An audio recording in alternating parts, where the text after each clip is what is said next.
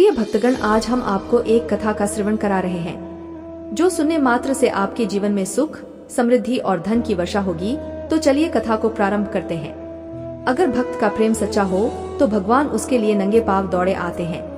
वहीं बात जब कन्हैया की हो तो कहना ही क्या, अपने भक्तों के लिए वह न जाने कितने रूप धरते हैं और कितनी ही अनगिनत लीलाएं कर चुके हैं, जिनका प्रमाण हमारे धार्मिक ग्रंथों में मिलता है। ऐसी ही एक रोचक कथा है जब कन्हैया ने अपने भक्त के लिए एक अनोखा काम किया। तो आइए जानते हैं इस बारे में विस्तार से। अगर आप यह कथा सुन रहे हैं तो पूरा सुनिए। इस कथा को आधा अधूरा छोड़कर जाने की गलती मत करिएगा, क्योंकि इस पवित्र कथा को पूरा सुनने से मनचाहा फल की प्राप्ति होगी। इसलिए इस कथा को पूरा सुने। आप कृष्ण भक्त हैं तो केशव का अनादर न करें। पौराणिक कथा के अनुसार एक बार की बात है, किसी नगर में एक राजा ने एक मंदिर बनवाया जिसमें श्री कृष्ण की एक मूर्ति भी रखवाई, लेकिन उसकी कभी पूजा नहीं की। पूजा करने के लिए मंदिर में एक पुजारी को रखा गया। पुजारी निमित्त कन्हैया जी को नहलाता और बड़ी ही श्रद्धा भाव से उनकी पूजा अर्चना करता।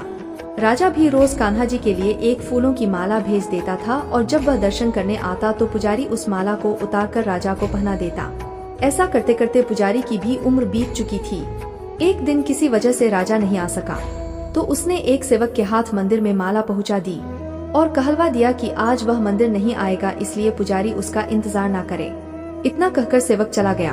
पुजारी ने हमेशा की तरह कन्हैया जी को माला पहना दी, लेकिन जब शाम हुई तो पुजारी यह सोचने लगा कि माला उतारकर किसे पहनाई जाए। उसने सोचा, क्यों न ये माला आज मैं ही पहन लूं। वैसे भी मेरी उम्र हो चली है, जीवन का क्या पता कब खत्म हो जाए। इतना सोचकर पुजारी ने माला उतारकर अपने गले में डाल ली। लेकिन इतने में ही सेवक आ गया और उसने बताया कि राजा की सवारी मंदिर में पहुंचने वाली है।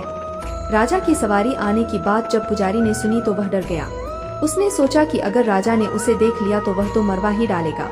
आनन फानन में पुजारी ने माला उतार कर वापस कन्हैया जी को पहना दी। जैसे ही राजा अंदर आया तो हमेशा की ही तरह पुजारी ने माला कान्हा जी के गले से उतारकर राजा को पहना दी। लेकिन माला पर लगा सफेद बाल देखकर राजा समझ गए कि पुजारी ने यह माला स्वयं ही पहनी थी। बस फिर क्या था, राजा क्रोधित हो उठे और उन्होंने गुस्से में पुजारी से पूछा कि माला पर सफेद बाल कहाँ से आया। तब राजा की बात सुनकर पुजारी डर गया और बोल पड़ा, ये तो कन्हैया जी का है।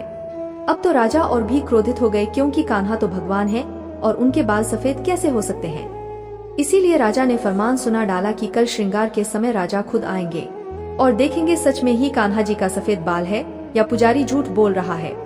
उन्होंने कहा कि अगर पुजारी ने झूठ बोला होगा तो उसे फांसी दे दी जाएगी। राजा का फरमान सुनकर पुजारी का बुरा हाल हो गया। उसने सोचा, अब क्या करें, कहाँ जाए, अब तो उसका मरना तय है। तब रोते रोते वह भगवान की शरण में पहुंचा और उनसे कहा कि हे केशव, मुझसे झूठ बोलने का अपराध तो हुआ है, लेकिन हो सके तो मुझे क्षमा कर दें और राजा से रक्षा करें। पुजारी ने कहा कि हे माधव, आपकी सेवा करते करते मैं वृद्ध हो चुका हूँ, अब आप मुझे माफ कर दीजिए, ऐसी गलती दोबारा नहीं होगी। यही कहते कहते पुजारी की न जाने कब आंख लग गई और उसकी आंख तब खुली जब सुबह हो चुकी थी। उधर सुबह होते ही राजा भी आ गया और कहने लगा, आज कान्हा जी का श्रृंगार वह खुद करेगा।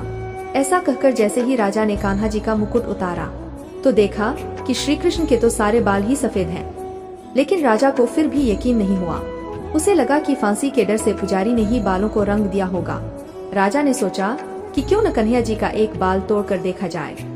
इसके बाद राजा ने कान्हा जी का एक बाल तोड़ लिया, लेकिन जैसे ही बाल टूटा कन्हैया के सिर से खून की धारा बहने लगी। यह देखकर राजा भगवान के चरणों में गिरकर माफी मांगने लगा।